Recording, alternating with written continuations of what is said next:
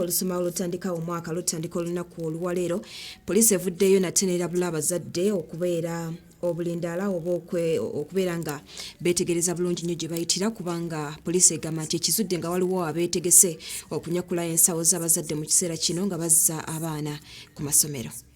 Olwaleero abazadde okwetoola eggwanga bakedde kubinaanika ngatto okuzzaayo abaana ku masomero mu lusoma lw'omwaka 2020 olutandise olwaleero. Akaseera k'okuzza abaana ku masomero kabeera kakayisanya eri abazadde era n'Abakyalakimpadde bakozesa akakisa kano okunyaga ensimbi abazadde ze baba batambula nabo nga bazza abaana ku masomero.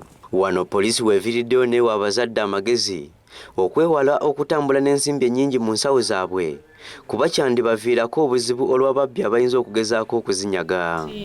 Abo batwala ssente mu mabanks ku mobile money centers n'abo bazitwala mu nsawo zaabwe basobole okutuuka bulungi, naye ate namwe mulina okubeera beegenderevu okutegeera nti buli omu era waali wayinza kubeerawo omuntu omubbi.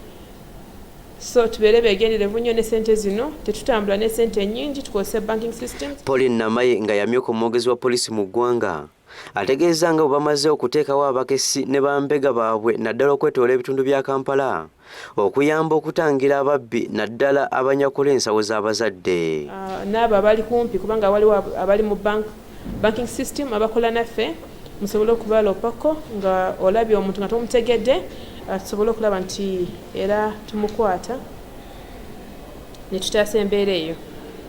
Poliisi era ewanjagidde abazadde abazza abaana ku masomero okugoberera amateeka agafuga ebidduka, okwewala okuleeta obubenje n'omugotteko ssaako okuwa ekitiibwa abantu ab'enjawulo abakozesa amakubo ag'enjawulo, nga wano n'abavuzi ba takisi abatikka akabindo mu kiseera nga kino balabuddwa obutakikola. Nga mulimu okugoberera amateeka aga traffic, okulaba nti abo abavuga amamotoka n'abatambuza ebigere bonna basobola okutuuka bulungi we bagenda, era nnyo abo abaana abatambula nga badda ku ssomero. Ebyo nga bikyali awo, poliisi ekyatubidde n'emirambo gy'abantu abawerera ddala 7 abatannaba kutegeerekeka bibakwatako, nga bano bazze nga battibwa n'okufa mu ngeri ez'enjawulo mu bitundu by'eggwanga ebitali bimu. Pauline Namaye agamba nti bamaze akaseera nga bagezaako okumanya ebikwata ku mirambo gino naye balemereddwa, nga wano waasinzidde okusaba abantu ba Ssekinnoomu abaabulwako abantu baabwe okujja ku poliisi ya CPS mu Kampala balabe emirambo gye balina.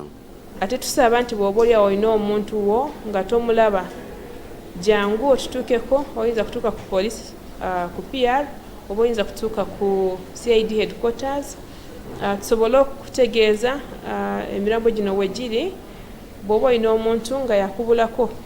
Egimu ku mirambo gy'abantu poliisi gyekyatubidde nagyo kuliko omwana omu, abasajja 4 n'abakazi 2. Joseph Muyingo y'abadde ku Delta TV Amasukkulumu.